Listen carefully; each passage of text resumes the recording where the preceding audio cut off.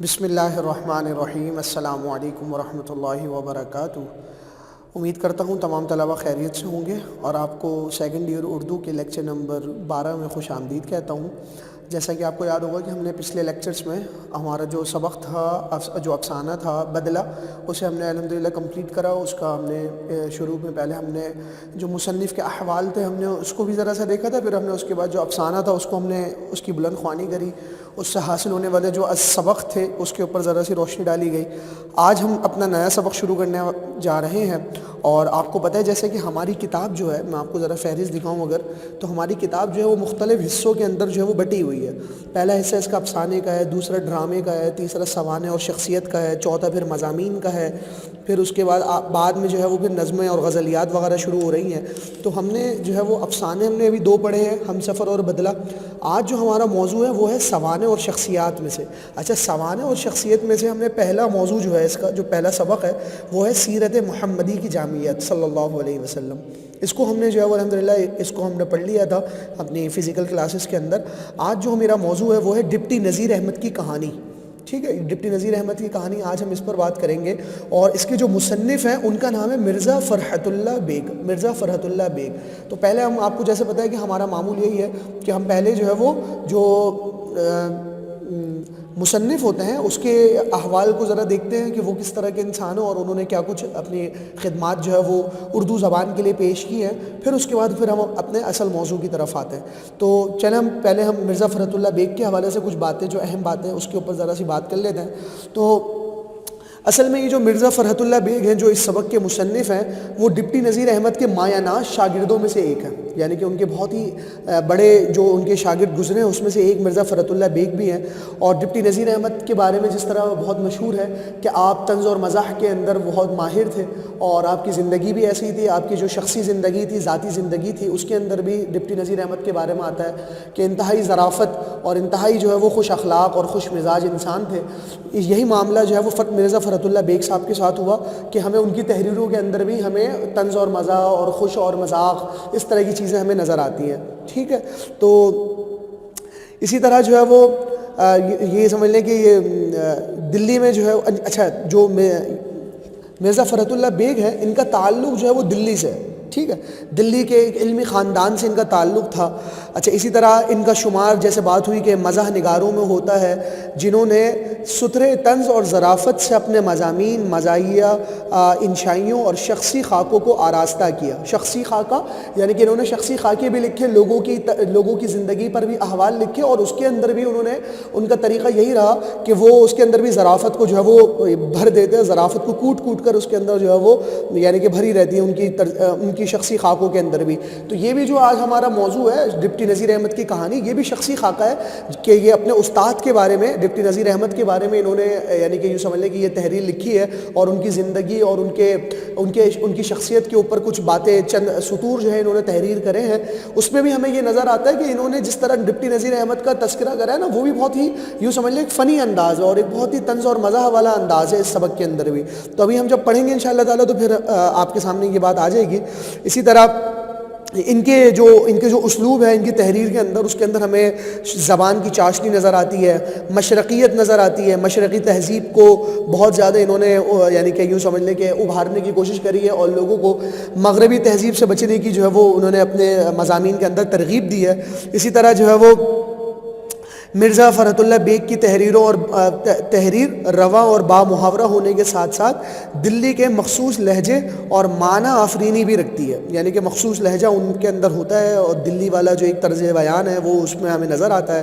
ان کی ایک خصوصیت یہ بھی ہے کہ انہوں نے اپنے دور کی تاریخی اور تہذیبی ماحول کو اس طرح تحریر کیا کہ وہ ہمارے لیے دستاویز کی شکل اختیار کر گئی، یعنی کہ ہم ان کی تحریر کو دستاویز کی حیثیت مانتے ہیں کہ یہ ایک طرح سے قانون اور لاء کی حیثیت رکھتا ہے۔ یہ اتنی اوتھنٹک اور اتنی اہم ترین بات ہے کہ جس سے ہم جو ہے وہ اپنے تاریخی اور تہذیبی ماحول پر استدلال کر سکتے ہیں ان کی کتابوں سے۔ دلیل یعنی کہ ان کی کتابوں کو دلیل کی حیثیت سے ہم مانتے ہیں کہ اگر اس مرزا فرحت اللہ صاحب نے تاریخ کے حوالے سے کوئی بات لکھی ہے تو وہ واقعتاً دلیل کی حیثیت سے ہوگی اور وہ بالکل صحیح ہوگی۔ ٹھیک ہے، تو یہ مرزا فرحت اللہ بیگ صاحب کے حوالے سے کچھ بات آپ کے سامنے آئی، تو آپ ان کو ذہن میں رکھیں۔ آپ کو جیسے پتہ ہے کہ مصنف کا تعارف آپ کو لکھنا ہوتا ہے، تو آپ اس کے اندر بھی لکھ سکتے، اس کے اندر بھی یہی بات آپ کے کام کی ہیں۔ اچھا پہلے میں اس کو ذرا پیپر پوائنٹ آف ویو سے اس سبق کی کیا اہمیت ہے ذرا اس کے اوپر اگر ہم نظر ڈالیں تو آپ کو پتہ ہے کہ یہ جو سامانہ اور شخصیت ہے، یہ جتنے بھی مضامین سامانہ اور شخصیت کے یہاں دیے ہوئے ہیں اس میں سے ہر ایک اقتباس کے لیے امپورٹنٹ ہے، ہر ایک، ٹھیک ہے. سیرت محمدی کی جامعیت پڑھا ہم نے، وہ بھی اقتباس کے لیے اہم ہے. آج ہمارا جو موضوع ہے وہ ہے ڈپٹی نذیر احمد کی کہانی، یہ بھی اقتباس کے لیے بہت زیادہ اہمیت رکھتا ہے. تو آئیں ہم اس کی بلند خوانی شروع کرتے ہیں. تو ڈپٹی نذیر احمد کی کہانی صفحہ نمبر 83 یہاں پر ہمیں بتایا گیا ہے. تو آپ بھی اپنی کتابیں اگر کھول لیں تو وہ بہتر ہے تاکہ آپ کے سامنے بھی بات رہے. تو یہ آپ کے سامنے یہ مضمون آ گیا.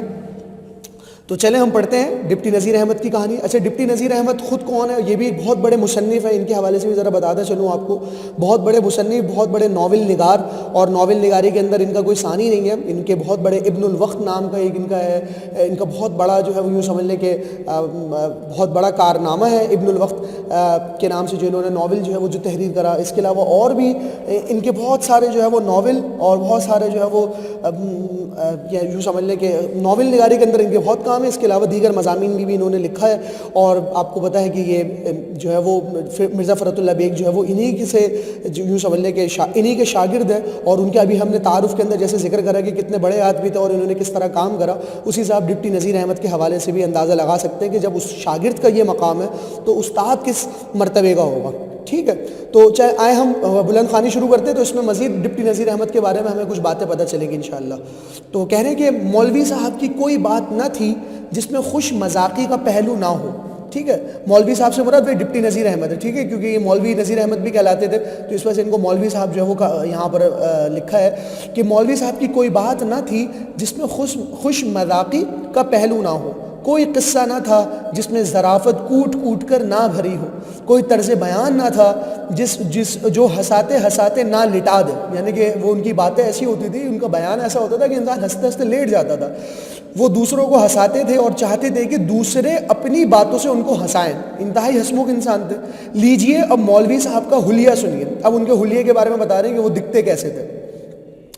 رنگ ساولا مگر روکھا، قد خاصا اونچا تھا مگر چوڑان نے لمبان کو دبا دیا تھا. اونچے تو تھے یعنی کہ لمبے تھے لیکن چوڑے بھی تھے، تو جس کی وجہ سے ان کا قد بہت زیادہ لمبا طویل معلوم نہیں ہوتا تھا. جو جتنا پتلا ہوتا ہے وہ اتنا لمبا نظر آتا ہے. تو وہ بتا رہے ہیں کہ لمبے نظر نہیں آتے تھے. وہ دوہرا بدن، گدرا ہی نہیں بلکہ موٹاپے کی طرف کسی قدر مائل سے. یہ گدرا مطلب وہی بھرا بھرا سا جسم تھا اور جو ہے وہ ایسا لگتا تھا جیسے موٹے ہیں لیکن بالکل موٹے نہیں کہہ سکتے ہم انہیں. فرماتے تھے کہ بچپن میں ورزش کا شوق تھا، ورزش چھوڑ دینے سے بدن جس طرح مرمروں کا تھیلا ہو جاتا ہے، بس یہی کیفیت تھی. مرمروں، یہ آپ دیکھیں گے یہاں پر حاشیے میں اس کے بارے میں لکھا ہوا ہے کہ بھاڑ کے بنے ہوئے کرارے چاول جس کے چبانے سے مرمر کی آواز نکلتی ہے. جو چاولوں کو مرمرے آج بھی جو ہے وہ آپ نے ان میں سے شاید کسی نے دیکھا ہو، لوگ کھاتے ہیں اسے، تو کھانے سے چونکہ مرمر کی آواز نکلتی ہے، کڑک ہوتے ہیں ذرا سے، اس وجہ سے ان کو مرمرا ہی کہنا شروع کر دیا. اس کا نام ہی پڑ گیا مرمرا. بس ان کے جسم کی بھی یہی کیفیت تھی کہ ڈھیلا ڈھالا سا بدن تھا ان کا. صحیح ہے، ورزش چھوڑ دینے کی وجہ سے بدن جس طرح ڈھیلا ہو جاتا ہے ان کا بھی یہی معاملہ تھا. بھاری بدن کی وجہ سے چونکہ قد ٹھگنا معلوم ہونے لگا تھا، اس لیے ان کا تکملہ اونچی ترکی ٹوپی سے کر دیا جاتا. ترکی ٹوپی آپ نے دیکھی ہوگی شاید کہیں، کہ ترکی بڑی اونچی ٹوپی پہنا کرتے تھے، لال کلر کی ان کی ٹوپی ہوتی ہے. تو ڈپٹی صاحب کے بارے میں بھی یہی بتا رہے مولوی صاحب کہ وہ بھی جو ہے وہ ترکی ٹوپی پہنا کرتے تھے جس سے ان کا قد مزید طویل نظر آتا. کمر کا پھیر ضرورت سے زیادہ تھا، یعنی کہ کمر جو ہے وہ اچھی خاصی چوڑی تھی. توند اس قدر بڑھ گئی تھی کہ گھر میں ازار بند باندھنا بے ضرورت ہی نہیں تکلیف دہ سمجھا جاتا تھا. یعنی کہ گھر پہ اظہار بند نہیں باندھتے تھے، گھر کے اندر جو ہے وہ بتا رہے ہیں. اور محض ایک گرہ کو کافی خیال کیا گیا تھا. وہ ایک گرہ باندھ لیا کرتے تھے، چونکہ موٹے تھے تو ان کو آسانی چاہتے تھے کہ وہ گرہ باندھ لیا کرتے تھے. گرمیوں میں تہبند